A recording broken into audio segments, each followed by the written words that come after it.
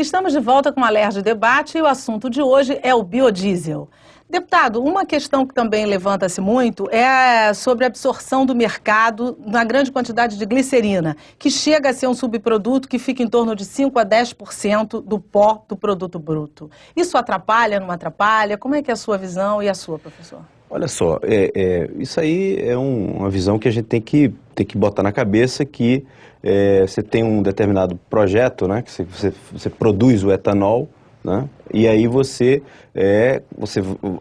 coloca ele para ser vendido, né, e quer dizer, você vai, hoje a maioria dos carros, a grande maioria, hoje é álcool, hoje é flex, os carros são flex. Tem duas modulações, né? Então, esse produto, como o biodiesel começou, quer dizer, agora, porque 74 é praticamente agora, hoje, 30 anos de...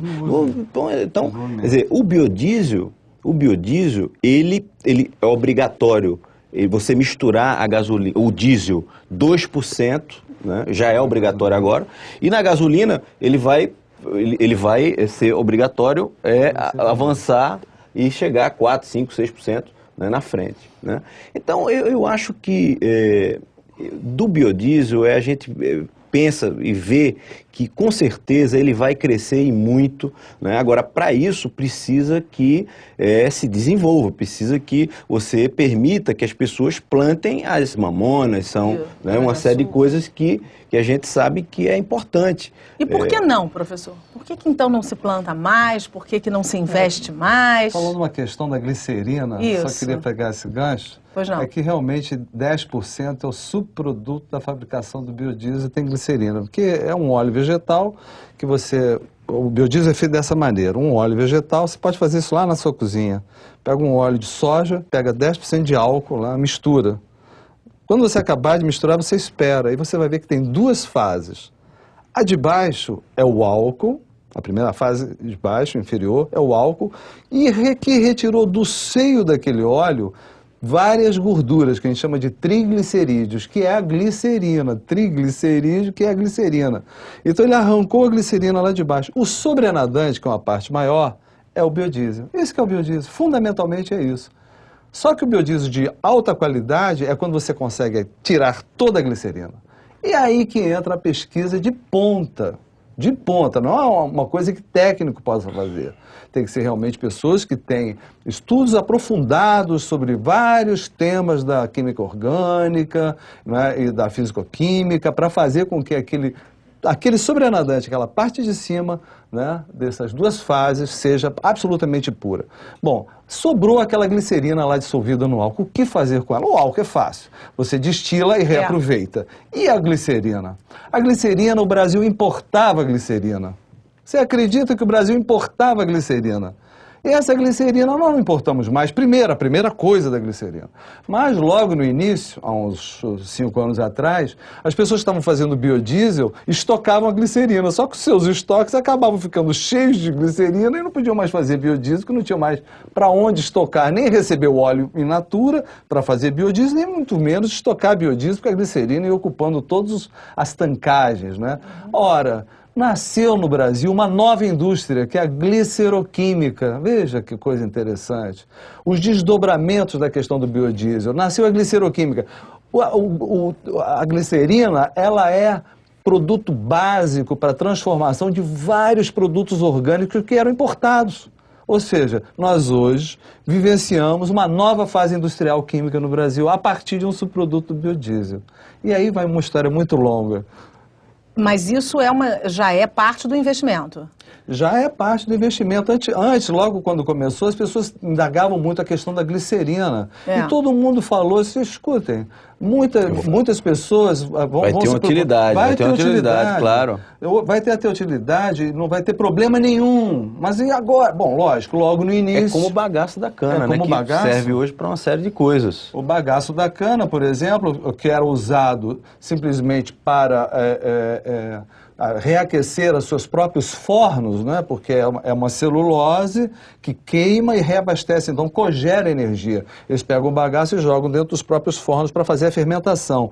Hoje, a última palavra que está se falando com o bagaço de cana é tratar aquele bagaço, aquela biomassa que sobra do caldo, quando ela é exprimido, não é? Aquele bagaço, ele vai virar álcool de novo.